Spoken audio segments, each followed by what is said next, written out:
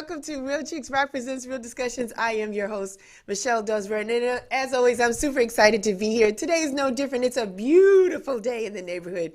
We are here based in the beautiful city of Atlanta, Georgia. The weather's been kind of crazy, but today proves to be favorable. Feels like 60 degrees, like 58 or 60 degrees. So we out here showing out. Because 1 minute it's cold, next minute it's hot. It's just the way it is in Atlanta. You gotta love it. You got to love it. Like I said, it is Sunday. Beautiful day here. I'm always glad to be here with you guys. But you know what? It is December. You're stuck with me today. I didn't bring any guests in here because, it's this time of year we decided to do this last year, and we're just going to do it again, where we take a minute to just kind of review some of the conversations that we had during the year, and hopefully you'll be excited and will join us for the ride.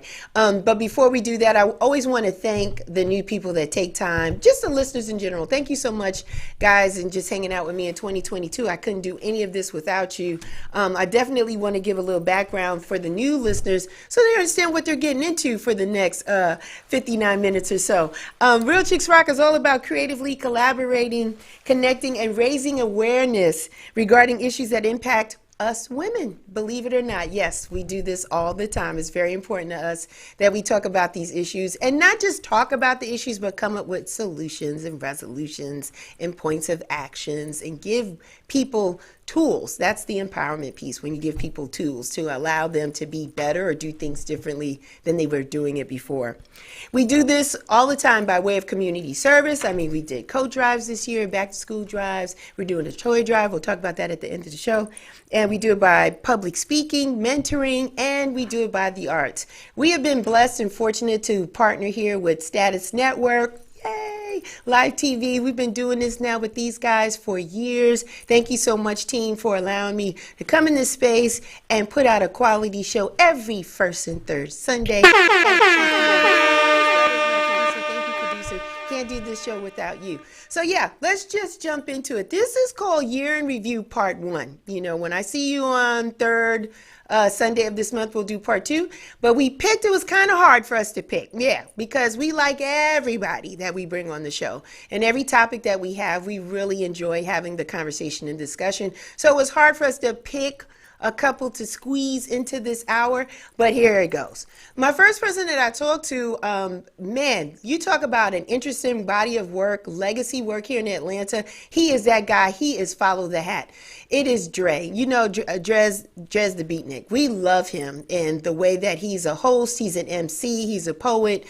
His background coming from Philly. He's about Philly all day, all night, but the way Atlanta had embraced him and gave him opportunities, and just being a part of the hip hop culture has really been his staple, has been his mark, and we are so appreciative of him. This is our conversation. Follow the Hat. Started. Oh, okay. So give it to me. Paint the picture some more. So growing up in this neighborhood as a kid, what was the music that you were listening to? Can you remember some of the tracks? In the house, it was always gospel and jazz. Okay. And R&B. Mm-hmm.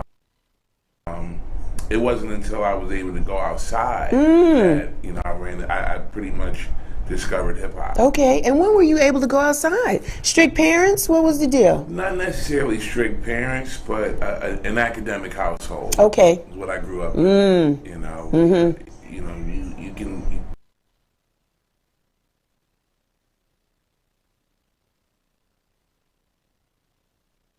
You can't really do what you want to do till you take care of what you got to take care of. Word up. Okay. School is your job. Mm-hmm. You do your job well. Mm-hmm. You can enjoy the world. Okay.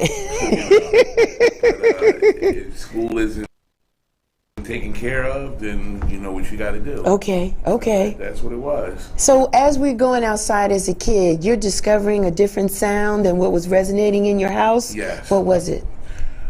Well, the song that actually, I always tell people, everybody has a gateway song. Like hip hop, if hip hop is a culture and it's a drug, yeah, music is gateway music. Okay. And my gateway drug, if you will, my gateway song was "My Part of Town" by the Tough Crew. Is that right? Yeah, and it's a Philly anthem. You ask anybody over at easily over 35. Okay, yeah. You know about that song. They know exactly what you're talking about. It's nothing. You know, it's nothing new or foreign. Right. You know exactly what it is. Yeah. And that song definitely resonates with me. So much so, when I had the opportunity to record my live album, I actually did a cover of that song. Really? On it, yeah. Yeah. What was it about that song that just resonated so much with you? Everything. Well, first off, it was the first song I ever heard that shouted out my neighborhood. Yeah. Yeah. So that's always dope. That's always dope. That's always dope to hear in the neighborhood. Yeah. Yeah. So you hear in the neighborhood, and then you just was like, when it's my turn, you just want to kind of pay it forward. Yes, sir. Yes, ma'am. Yeah. That's what you got to do. Mm-hmm. So how old were you when you heard this song? Oh Lord. Shoot. 13? Yeah, I was going to say 12. Looked like 12 in your eyes.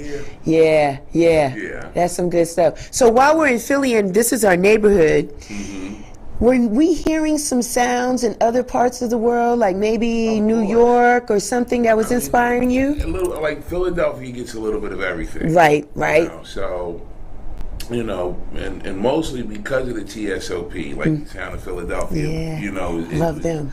Is that magnet that just attracted a lot of stuff.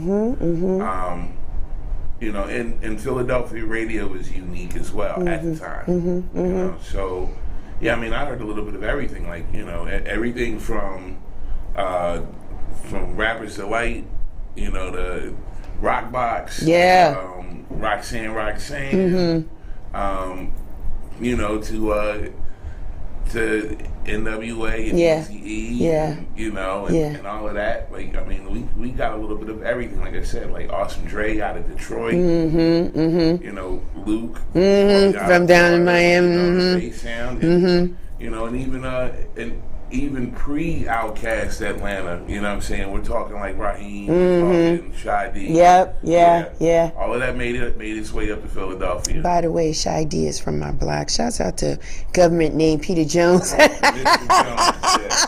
Coming from Bronx River Projects. What's up? So I want to talk to you a little bit about high school. Did you get to infuse more of this hip hop sound for you in high school? No, still on the academic journey.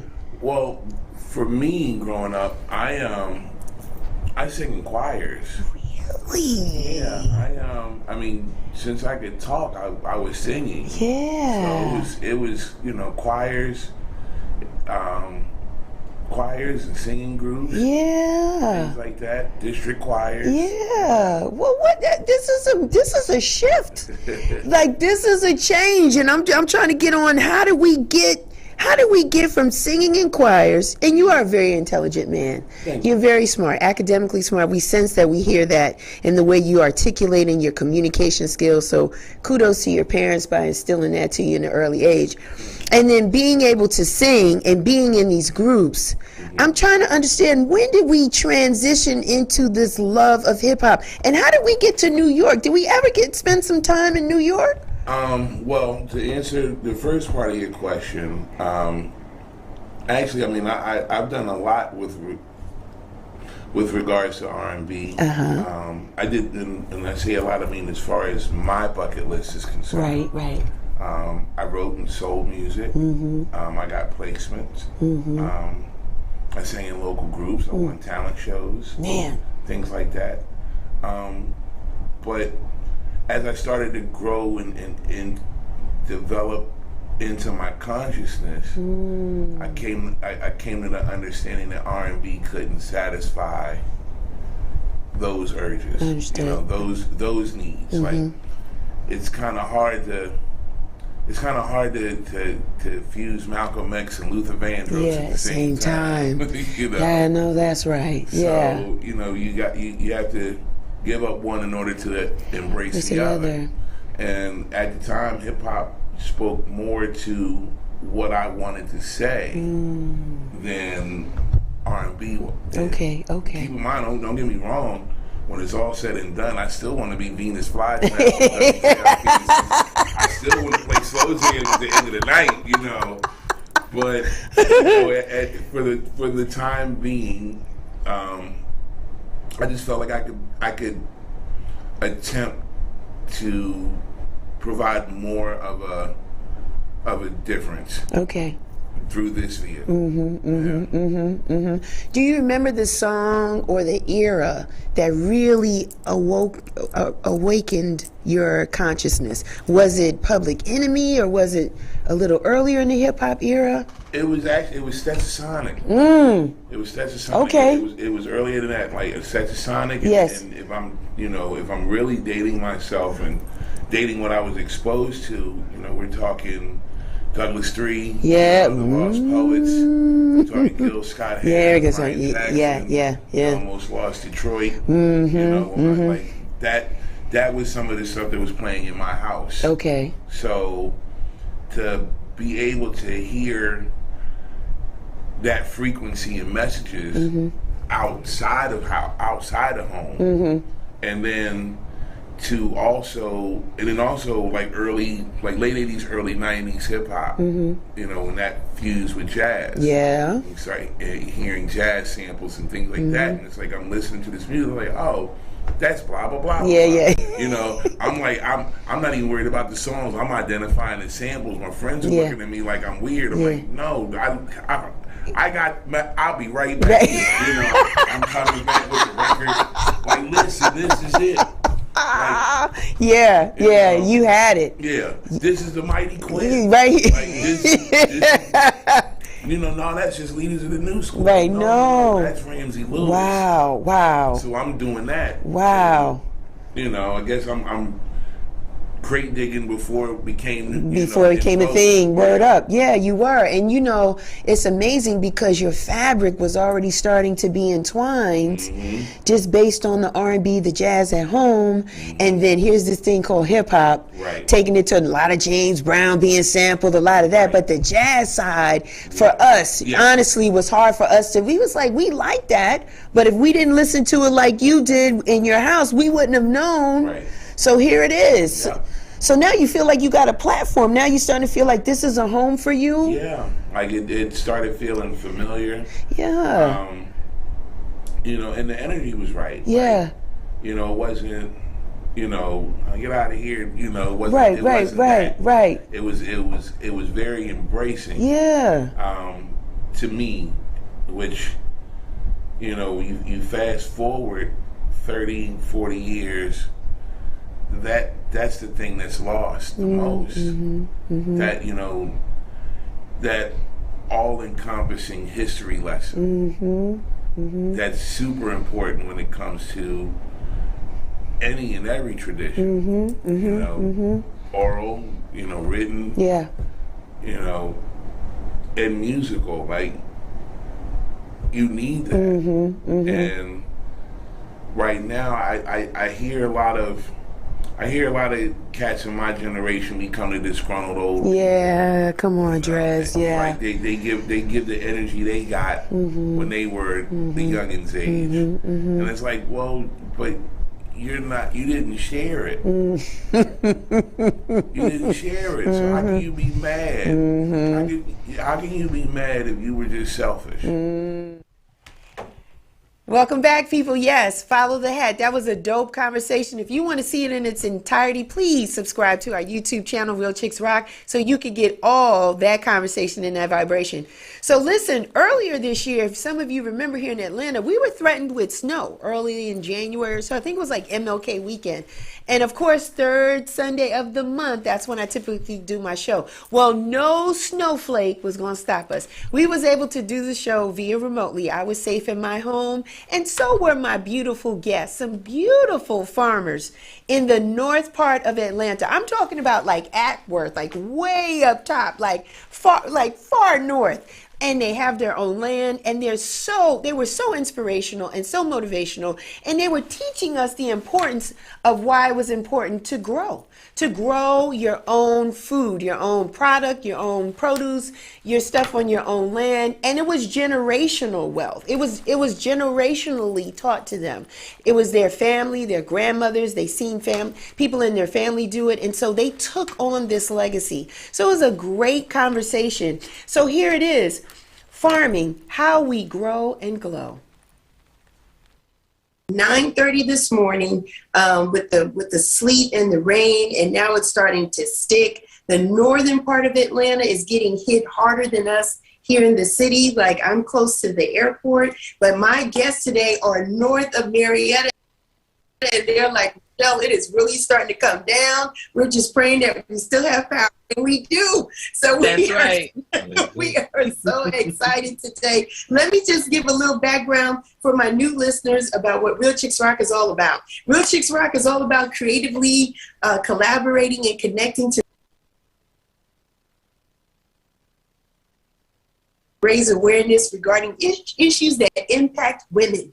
And we do it by way of community service, public speaking, mentoring, workshops, and the arts. And as I was sharing with my guests here today in the green room, we have been blessed to be doing this particular platform through this podcast and talk show for over 6 years. And so we're super excited because we continue to bring good, informative information and topics for our listeners. And today is no different. Today, my topic is farming, how we grow and glow. And I have the beautiful couple of Key and Kenyatta Mandela. Hi, guys. How are you today? We are wonderful. Good, it's us. good. We are the Muendas. Muenda. Muendas, yes. Good afternoon. Thank you guys for joining us. I'm so glad that you guys were able to join. And like I said in the beginning, that the environment, the weather conditions are not as favorable, but we're bringing the sunshine in today with this conversation. So let's just get right into it. Where are you guys from? I mentioned that you guys are located north of Marietta. And so that's like 30 minutes of Marietta. So you guys are like way up north, correct? Yes. Yes. Yes, but where we're from is a little bit different from that. And I'll start because I'm a native Georgia, and I'm a native Georgia peach. Of course, there's not a lot of us around anymore, but I was born and raised in Polk County, which is on the Alabama-Georgia border here in Northwest Georgia, a little town called Rockmart that is primarily known for having been a rock quarry center in like the early 1700s and 1800s, around that time. And that's where I was born and bred and raised. I'm a good old country, no red lights, now many red lights, of course, dozens and dozens of years later. But that's me. I'm a red dirt country girl.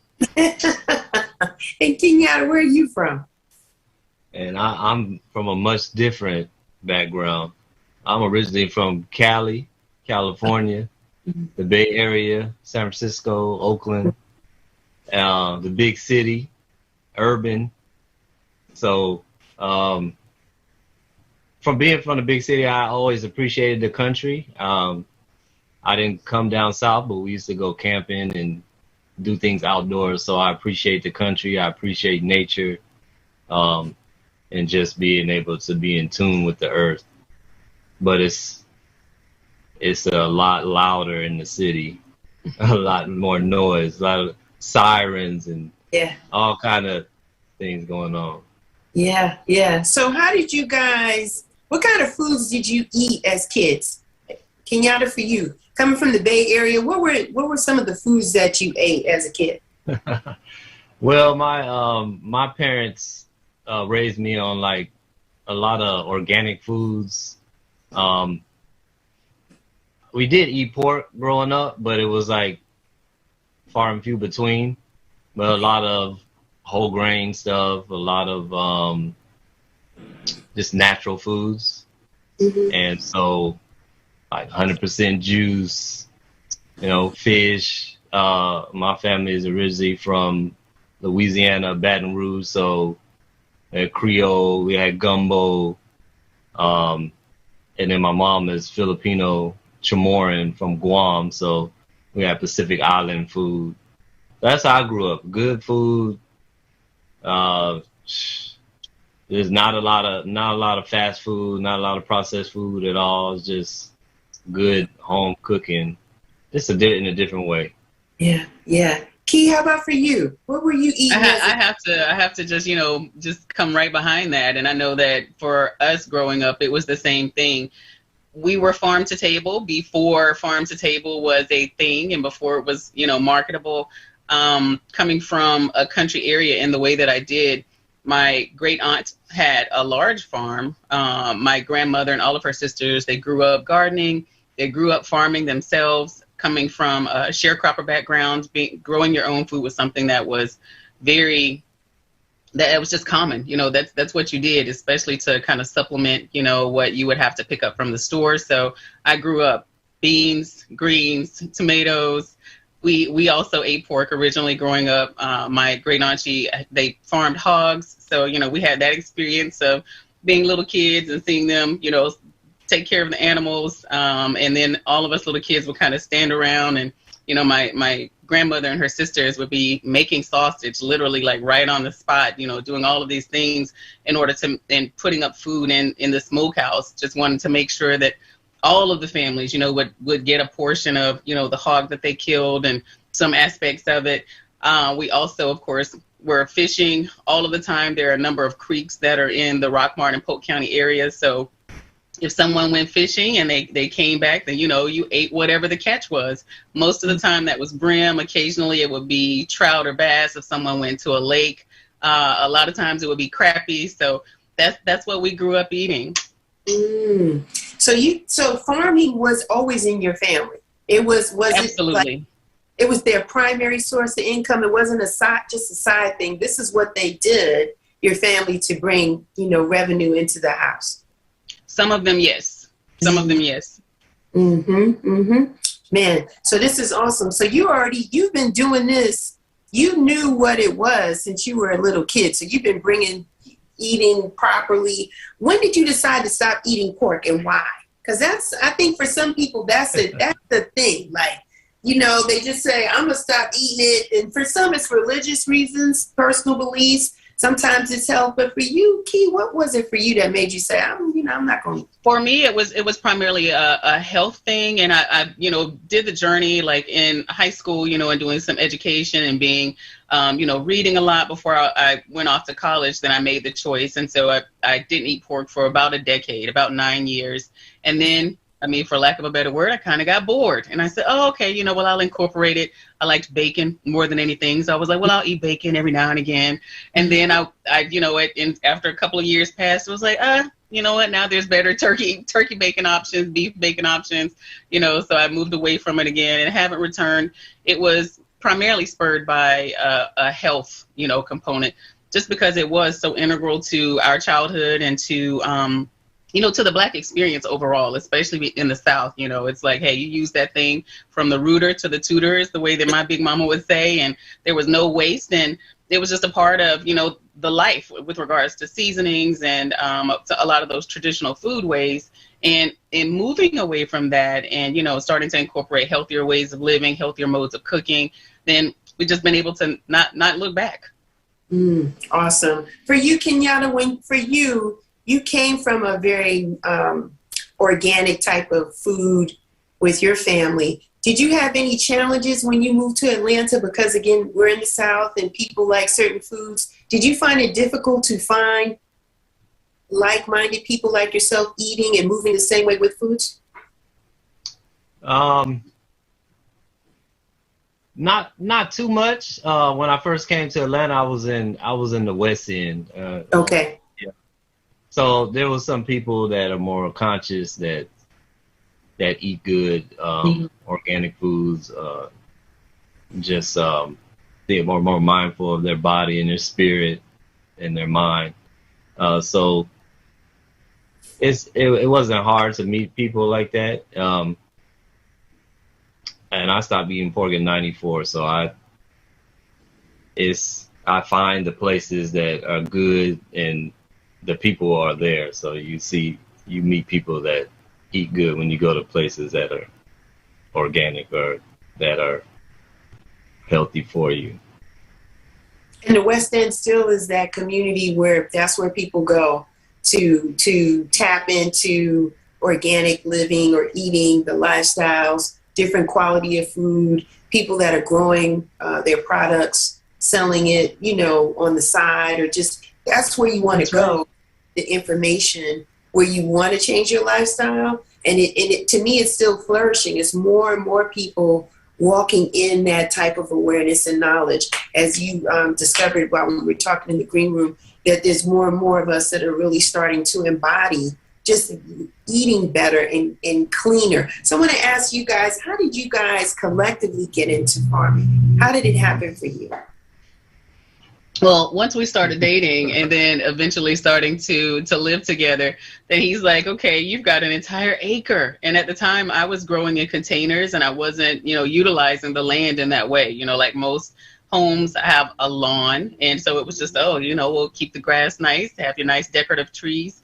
And I was growing tomatoes and peppers and herbs in baskets and in containers and not even thinking, okay, you've got literally an entire acre of land that has hardwoods, and there's, a lot of natural herbs and wildcrafted, type herbs and traditional medicines that grow here, as we discovered, in time. And he said, we should be working the land. Like, let's move away from the containers and get into the ground. So Kenyatta was really the impetus for that.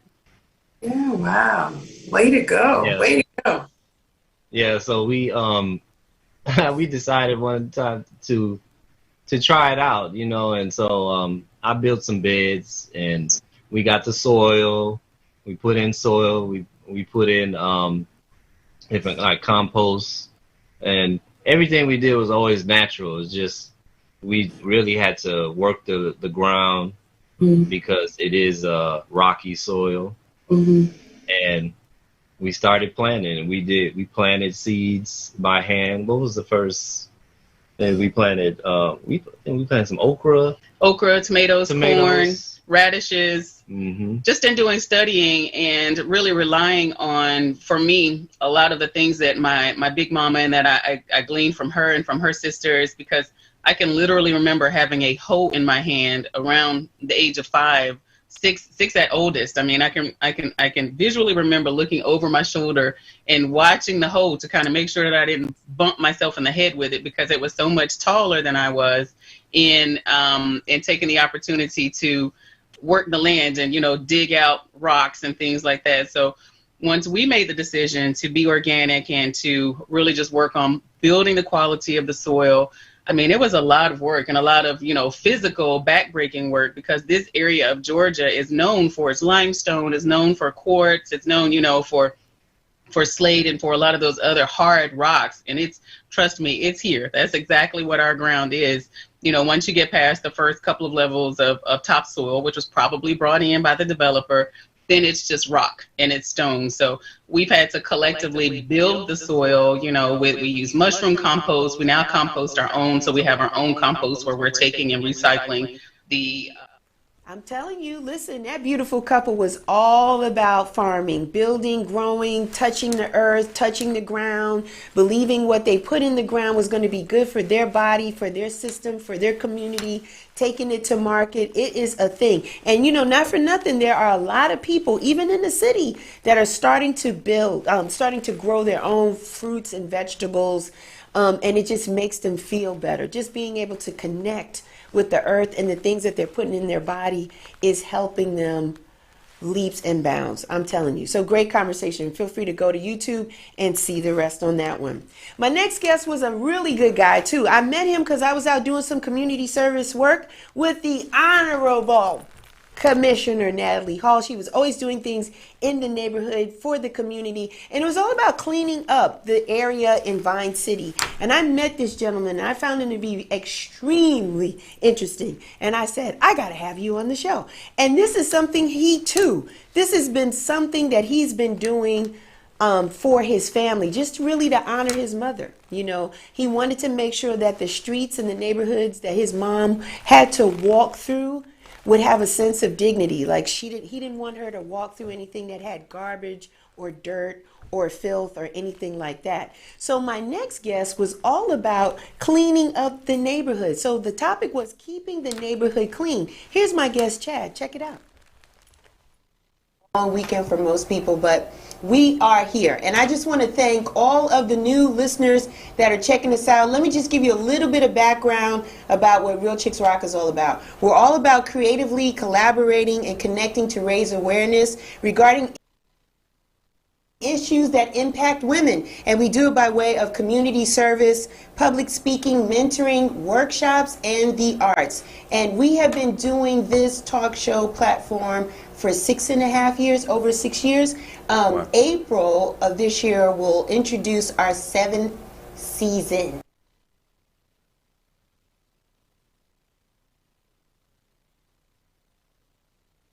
Super excited about that. Yes. So today is no different because I have the opportunity to talk to people that I feel that are doing some things in the community, in our neighborhoods, just making a difference by any means necessary. Today's topic is keep the neighborhood clean. And my guest today on the right, I met him, we're going to talk about how we met, is Chad Livesey.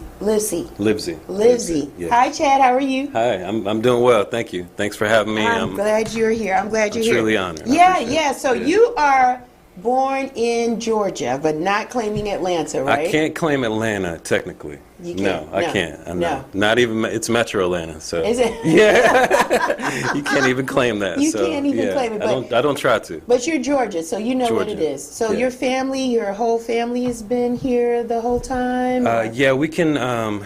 We trace our history back well to our namesake. You Okay. know, like most people do. Came from England, so we can go all the way back to 1776. Wow.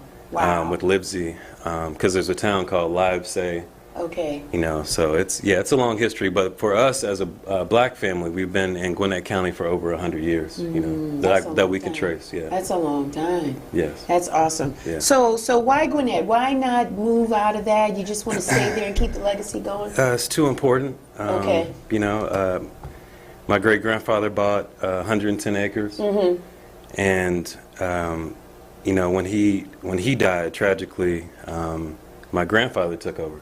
Okay. So he was able to split up the 110 acres, and it was split and divided amongst the family. Mm-hmm. You know, so it is a village, and it's still a village to this day. Okay. So Well- I got to keep it going. And what was your grandfather? What was his occupation at that time when he bought the land? Oh God, contractor, Okay. business owner. Okay.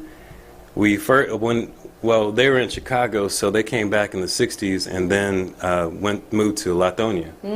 So they were on Bruce Street.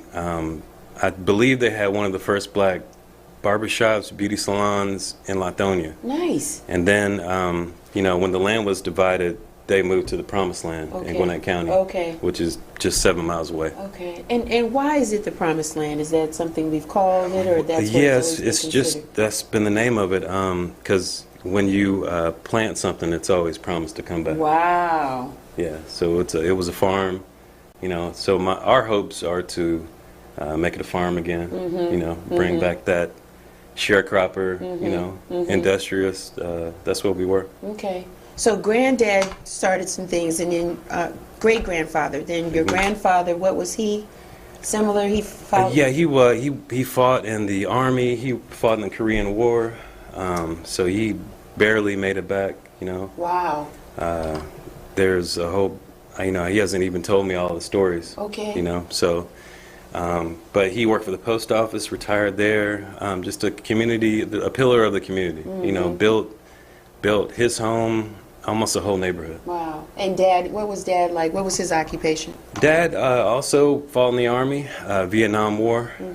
He worked, he was in the Air Force, and you know, came home to. He was a cop in Atlanta. That's where he met my mom. Wow. At the Omni, so I can claim that. Yeah, you know, okay, so that's okay, Atlanta. okay, So okay. they met in Atlanta. Okay, met in Atlanta. But yeah, I don't know how that works, but they met at the Omni. You know, Okay. now it's the Phillips Arena. Yeah, you know?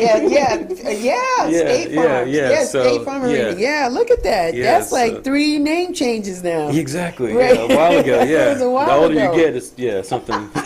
It'll be something else.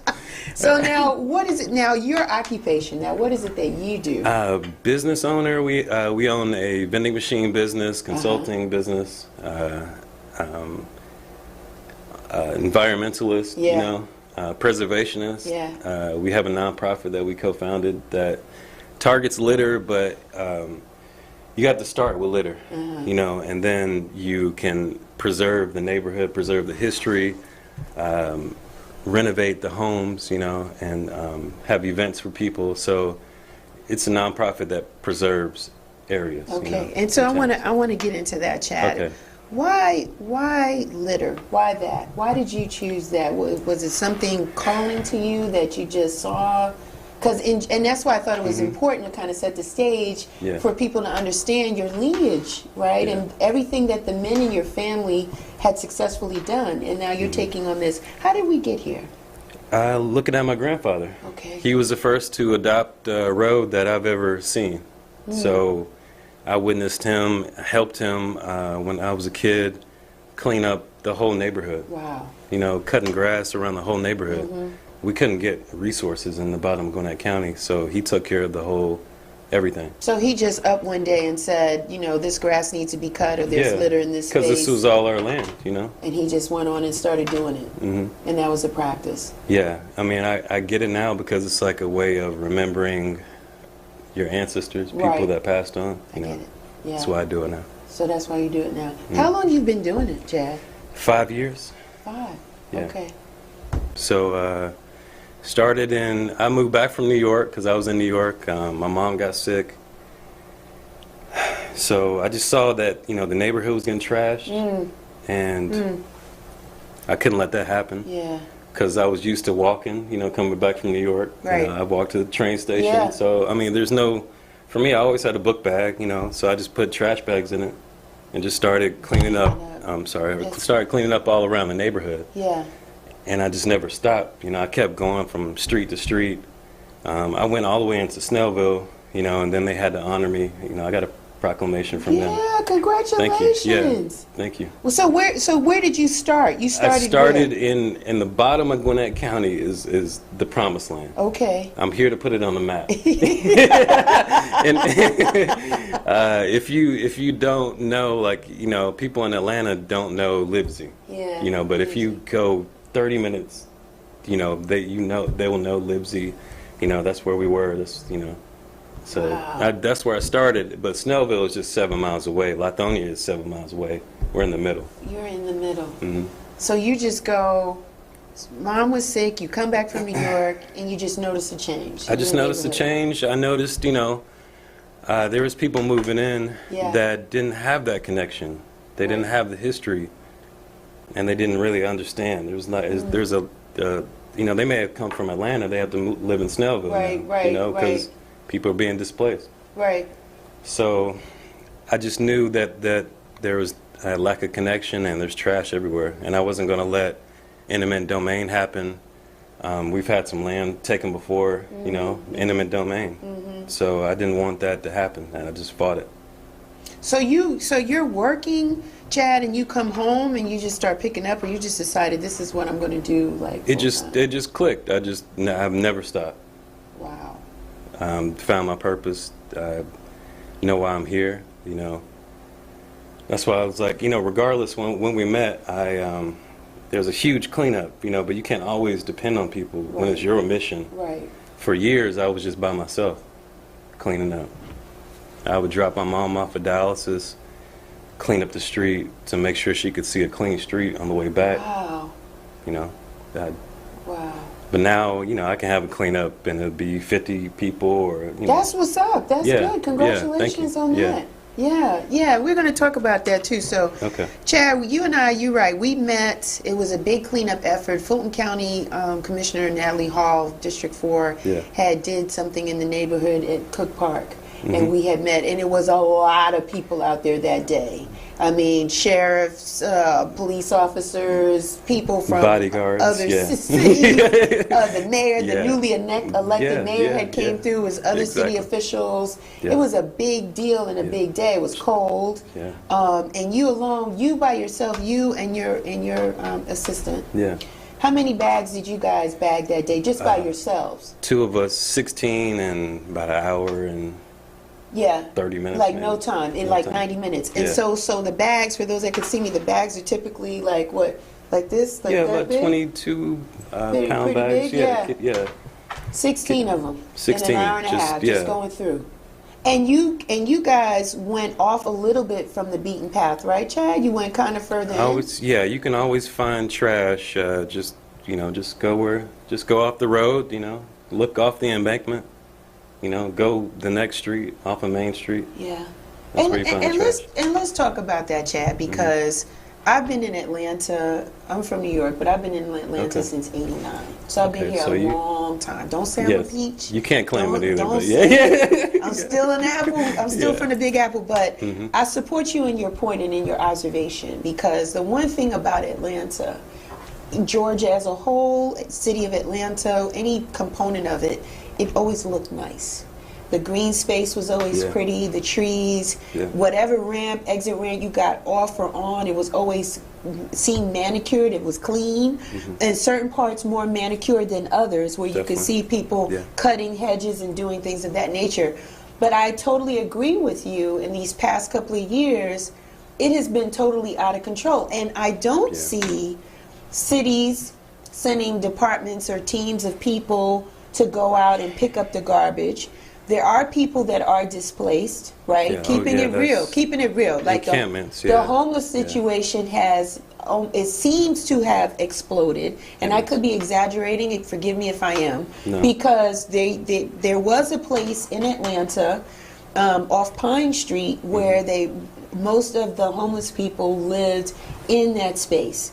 And even if they found homeless people in other parts of the city of Atlanta, they get scooped up and would be taken to that space. Yeah. Ever since that facility had closed down, it seems like there's been a push or an infiltration of people that have nowhere to go, right? That are living on the streets. You can drive in Atlanta today and see tents of people living Yeah. under the underpass, any bridge, on the interstate, off the interstate, anywhere. And so for them, in order for them to survive, they're on the corners of the ramps. They're asking for money. People are giving them things. They're eating. People are giving them food. And so now we got bottles and bags, stuff from the fast food joints that people giving them. They got. There's styrofoam boxes. It's a mess on almost every ramp. Whether you going north or south, east or west, you see it. And I'm like, what is going on? Like, how did it get to this space? Chad, what say you? Any thoughts on that? I would completely agree. Homelessness is affecting so many more people. Yeah. Not just in Atlanta though. I mean, Right, I do everywhere. cleanups all Newton County. Okay. I find them people are living in the woods. People live in the woods. People are living off of Cleveland Avenue. Yeah. Every street, every exit. Yeah. So it's a complicated issue in Atlanta. Like in Gwinnett, it's not as much because it's just pedestrians throwing out trash Okay, or okay. But in Atlanta, it's a layered, complex issue. And I always, when I'm cleaning up in Atlanta, I'm respectful of people are living there. Right. So I'm just taking the single-use plastics. I'm just taking the styrofoam, like you're talking about, Okay. not someone's clothes or Yeah. Right. 'cause Just the I garbage. wouldn't want somebody coming in my area Right. messing with. Right. But Right. yeah, it's a COVID, but even before that, people have been struggling. Yeah. Yeah. So especially when you take away resources, so there's always a lack of resources. I mean, areas don't look like Brookhaven doesn't look like Cleveland. Avenue, Absolutely not. So Absolutely not. No, it sure doesn't. and it's not hard. When I'm driving down Beaufort Highway, I saw a landscaping crew with 2 people picking up trash. I thought it was a cleanup, Yeah. but they were just doing what they should. Yeah, they were supposed to be doing. Yeah. So- Yeah. And there was a time I would see gentlemen or guys that were incarcerated, right? Yeah, yeah. That would be out picking up stuff, at least on the expressways, They certain streets. have stopped that because of COVID. So How about that, Chad? I'm telling you, he's all about the neighborhood and all about keeping it clean. Again, it's for generations to come. He is a father. He has a beautiful wife. They just want to make sure that they're creating a legacy and try to provide some some consciousness so that we are aware that every time we throw something out of our car, just throw trash to the side of the road, it does have an impact. And we don't want to live in that type of environment. We have an obligation and a commitment to our own neighborhood. So ever since I did that show with him, I make sure that in my own neighborhood, I pick up the trash. My son doesn't like it. He doesn't like it. He's like, Mom. But I pull the car over. I have maybe a plastic bag. I pick up some things because I want my neighborhood to feel clean, nice, new. That's what I want. That's the energy I want to come home to and leave every day when I go out. But enough. That's a good one. Be sure to check that one out on YouTube. My next one and final one for this particular hour as we do part one, year in review. These people were awesome. I actually found them on Instagram. You know how Instagram gives you people that you can discover or just to kind of do explore. And I just thought like these people are like amazing, like jumping double dutch and teaching people how to jump double dutch.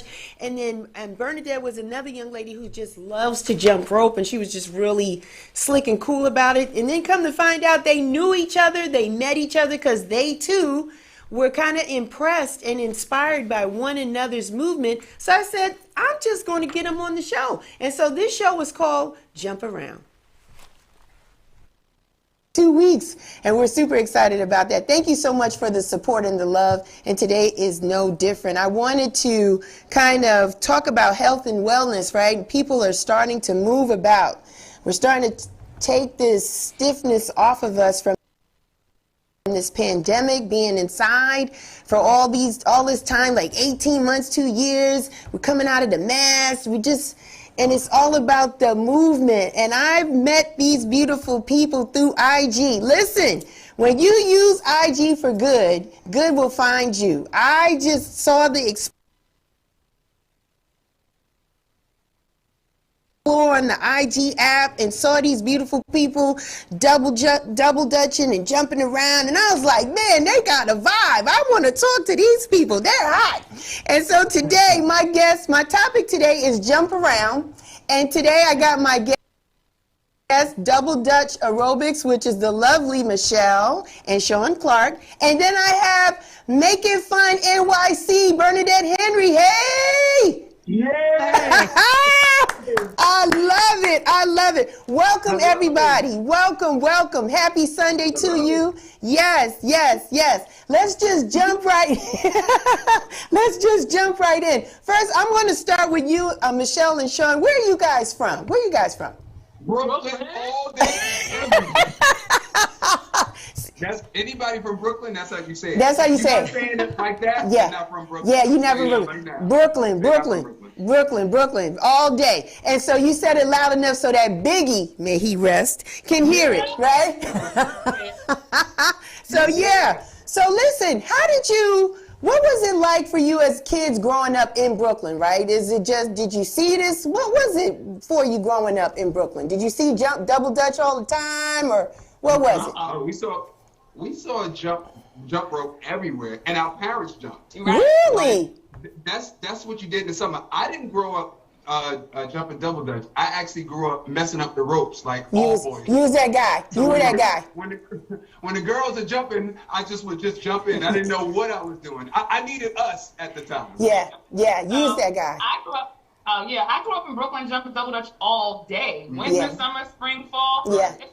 It was I hated the winter time, but I would still jump outside because that's what you did during recess. Right. And then I even joined the team as a kid. Like double dutch was everything. You always saw people jumping. Yeah. That was the norm. That was the thing to do. Bernadette, slide on in here. Hey, Bernadette. I am wonderful, you beautiful thing, you. Friend. Yes. Bernadette, let me tell you something. We can feel your energy. I just want to throw that out there. And I love the socks. So listen, when you need another pair, let me know. I'm going to send you a pair of funky socks so you can jump in them. So Bernadette, where are you from? So I'm from the Bronx, New York. That's right. Currently residing in Brooklyn, but I'm from the Bronx, born and raised in Harlem. And so in the Bronx, I know what it was for me because I'm a Bronx kid too. I used to see it all the time, but tell your story. As a kid, did you jump rope all the time? Was it double dutch or just single rope? What was it for you? Yes, when I was a kid, basically we did a lot of double dutch and straight rope games. Yeah. So in the summertime, when you walking out in the street, you see people turning and jumping. So you Yeah. paid your dues, you turned the rope so that you could earn your jumps. Yeah. We did that. For school and schoolyard, that's what we did. We did like 2 on time, don't be late, Yeah. chase around the world, all Yeah. these straight rope games. As far as the single rope, I don't know when that came in my life, but my early memories were like when I was in the 6th grade, I started jumping rope, and my mother used to yell out the window, stop, stop, stop. So I used to like double under fall. Like I'm a self-taught jumper. And my next memory was like in middle school, we had some random contest, how many you could do in a minute. I did like 240. So that was like the birth of my jumping rope. And then as an adult, I perfected, or my raw talent was developed by 2 professional boxers, and then I took it from there. Really? Wow, And wow. the boxers that she's talking about, I actually did an infomercial for them, which Really? is hysterical.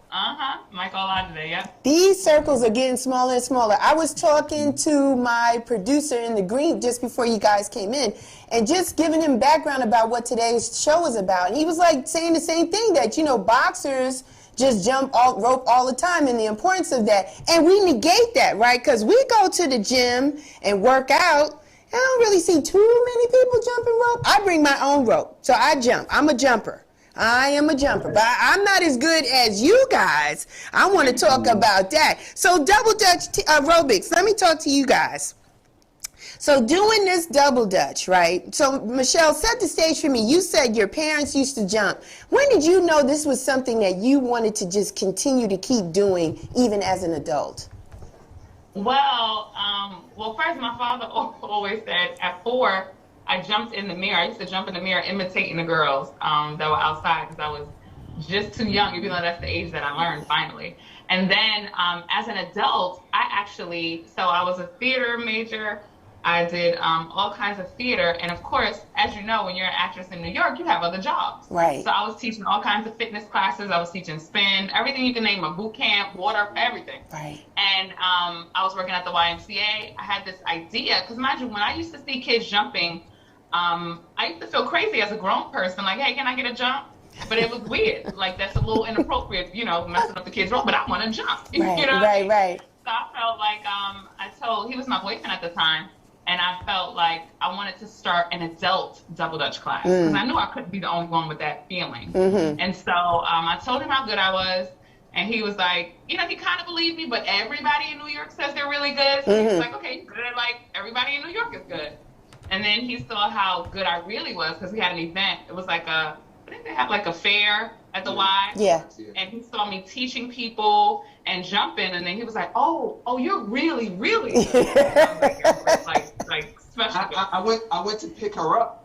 Yeah. And as I'm walking to Michelle, she's teaching people in like seconds. And I'm walking to her and I'm like, oh my God. Yeah. Like from the door, from outside to where she was, she must have taught like 10 people as I'm walking to her. And I was like, oh no, you're really good. She's When we really left, good. he was like, oh, you need to start your class, because he didn't know. So he was like, you need to start your class, because like you have to do it. Right. I started the class the next week, and then of course no one could commit the way I could, Right. and so I needed some help. And then Sean was like, well, just teach me. And at first I was like, I don't know, but he learns everything. And so he's even my barber now. He learned on a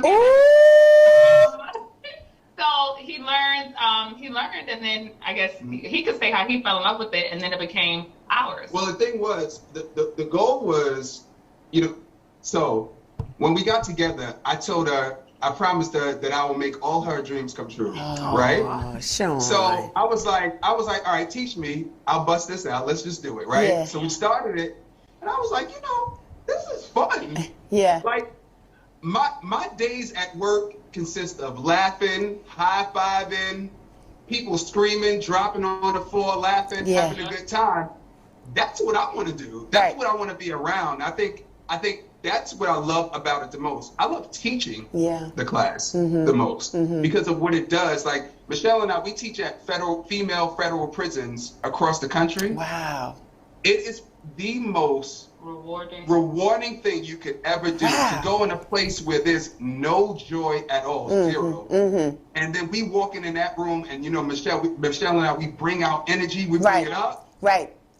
In the prison, like we did a prison before, we had the COs and the inmates jumping together, if you can imagine.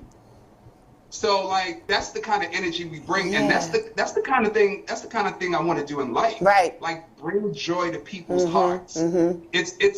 It's my contribution to changing the world, because I mean I can get into that too. As a kid, I always wanted to change the world. And you're doing it. That's another story. So Sean, not only are you making Michelle's dreams come true, but you're making your own dreams come true as a kid. Yes. Because you're changing the world. Look at God. We're changing the world, and then people see us as a couple. We actually like each other. Yeah, you do. We do. Yeah, you do. We see it. We're around each other 24 hours a day, even before we got married. Right. Yeah. So we might as well do a business together. Might as well. So that's the whole thing. So I love the fact that even as a kid, right, I always wanted my own business, because I thought it didn't make sense to spend more time at work than at home. It just, the concept never made sense. Right. So now that's another dream that I'm living. Yes, like I get to work with my family. My son turns. My son is like a pro turner. Our son is right here. Here, baby noises. The baby. He's a pro turner. Yeah, if you see me looking down, we have our 9-month-old right here. Right. So, Wow. so that's what I'm saying. We are literally get. Man, I'm telling you, I talked to some beautiful people in 2022, man. It was a great year.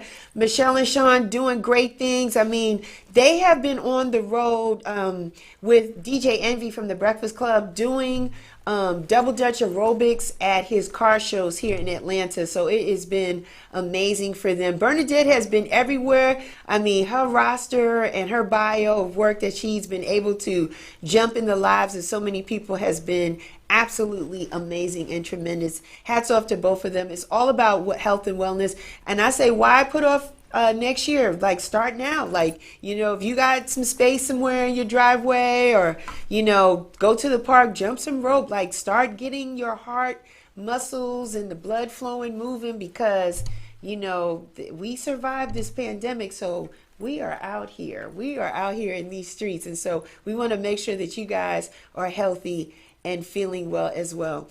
Well, you know what, ladies and gentlemen, that is my time. That was Year in Review Part 1. Listen, we got a toy drive coming up. Please go to Eventbrite and check it out. We got some logistics changing as it relates to the toy drive, but we want to see you in the space December 18th. Doors will open for us at 3 o'clock. We'll give you more details as to where that's going to be, but go to Eventbrite and cop your ticket now. And don't forget to bring your toy. We want you to bring the toy. We got to give it to the little kids. Kids need toys for the Christmas season. You know me, Real Chicks Rock. I'm everywhere. I'm on Facebook. I'm on Instagram. I'm on Twitter. We got a website, realchicksrock.com. Please go and subscribe so you don't miss out the blogs that we send out every month. It's all about community. It's all about health. It's all about empowering and inspiring others. That's what we're here to do. But listen, guys, until next time, that's my time. Let me give you this. May you live to be 100, and I live to be 100 minus a day. So I never knew that beautiful people like yourself passed away.